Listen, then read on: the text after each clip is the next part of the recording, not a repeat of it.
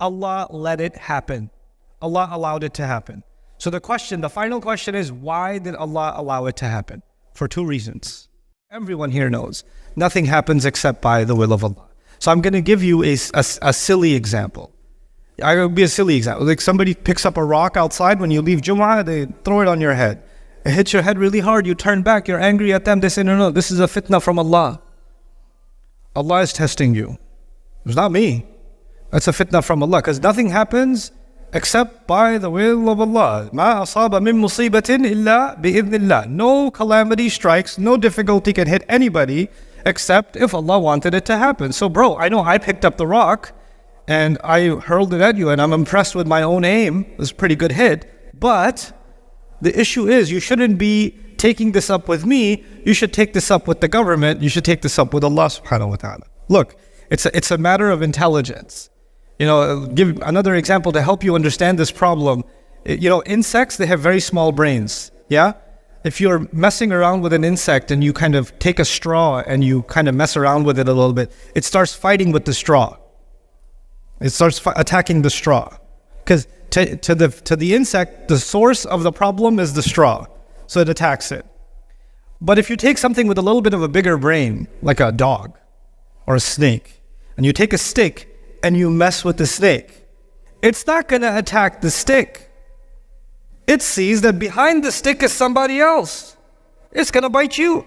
The dog is not going to bite the stick. The dog is going to bite you because it has a bigger brain. It can see, okay, the fitna is the stick, but the real fatin, the real one putting me in that situation, is the one holding the stick. And we have bigger brains than dogs and snakes. So the guy's arguing, I threw a rock at you, you see me, but I'm just the stick. Behind me is the power of Allah. Allah did this, not me, so blame Allah. That's His. So this idea, and therefore, because everything happens by the will of Allah, we should blame Allah for everything bad that happens. You know? Now, to understand this problem, and first I wanted to make sure you understand the problem. Now, how do we understand the solution? What Allah has done is separated those two things. Allah allowing something to happen is not the same as Allah desiring something to happen. Allah allows many things to happen in this world that make Allah angry. Allah, in fact, gets angry in the Quran. If everything happened the way Allah wants it to happen, or the way Allah desires, by the pleasure of Allah, everything happened by the rida of Allah, then Allah should never be upset about anything, because He's the one who did all of it. But when Allah says, غَضِبَ اللَّهُ عَلَيْهِمْ, Allah got angry at them. What did the Mufassirun describe here? There's a difference between the rida of Allah, the pleasure of Allah, Allah doing something willingly, or rather not willingly, out of His desire to do something, out of His will, but rather more, He allowed it to happen. He in His wisdom decided, I will allow certain things to happen, even though He Himself is not pleased with those things. He gave human beings that freedom to do things that are displeasing to Him. He gave them that freedom. And the first time Allah did this, when He created the human beings, even the angels were confused. Why are you giving the human beings this power to do things that you don't like? Ya Allah, you don't like these things, but you're letting them do these things. How come you're letting them do them? أَتَجْعَلُ فِيهَا مَنْ يُفْسِدُ فِيهَا وَيَسْفِكُ الدِّمَاء. They couldn't understand it. And Allah Azza wa Jalla said these human beings are created for a much more complex and powerful purpose that even the angels were not yet ready to understand. إِنِّي أَعْلَمُ مَا لَا تَعْلَمُونَ. I know something you don't know. That's what He told the angels. Now, Allah has given me the freedom to displease Him.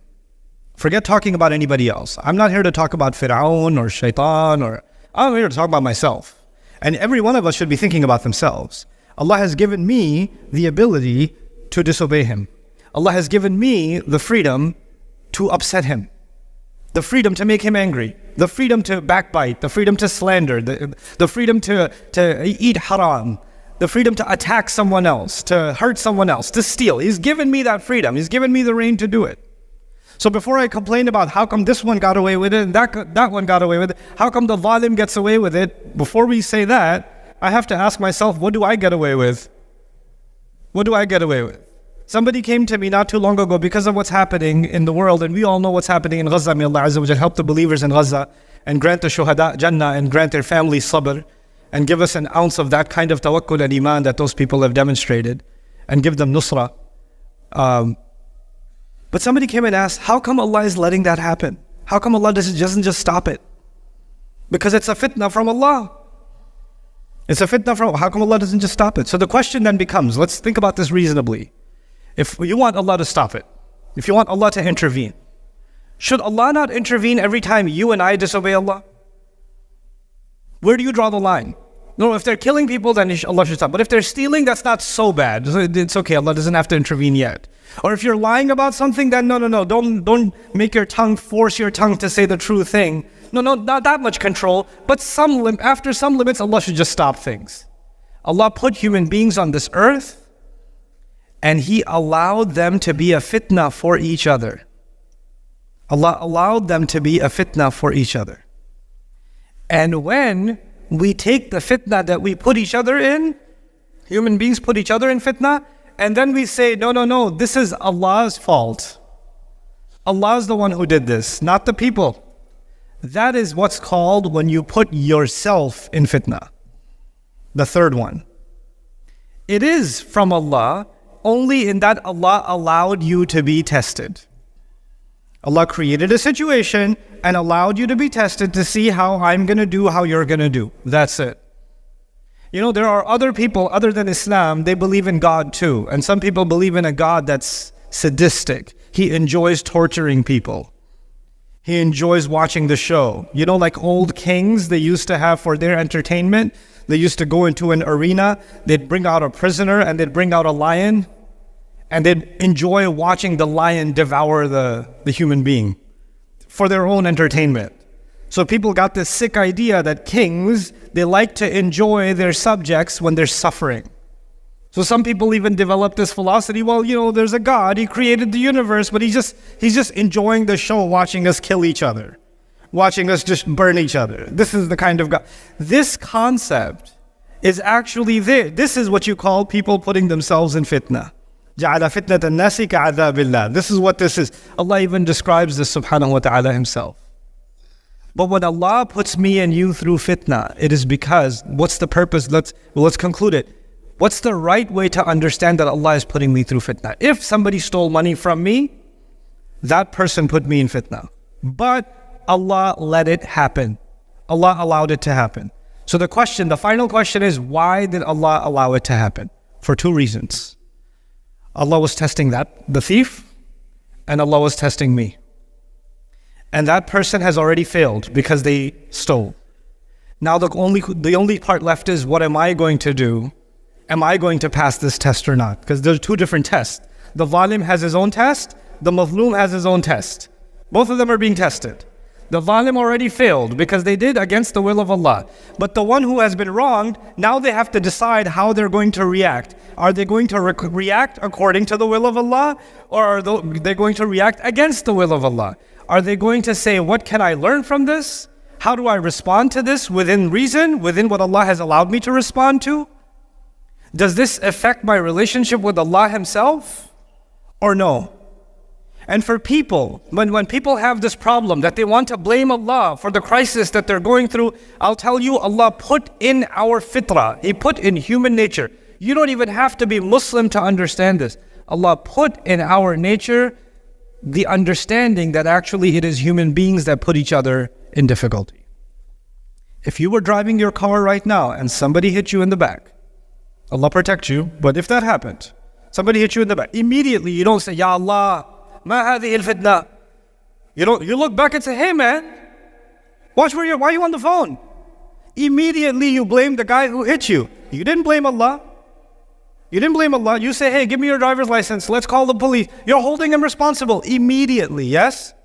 And these are the same people who, when something wrong happens to them, they say, well, I want to hold this person responsible. But when they themselves do something wrong, they say, well, it was the will of Allah. What can I do? قَدَّرَ اللَّهُ مَا شَاءَ فَعَلَ. You see? It's a kind of hypocrisy, isn't it? I want to hold others responsible, but not myself. So people philosophize about these things, and they talk about these things, and they put themselves in fitna. And Allah says about people like that, أَلَا فِي الْفِتْنَةِ سَقَطُوا. Haven't they already fallen into fitna?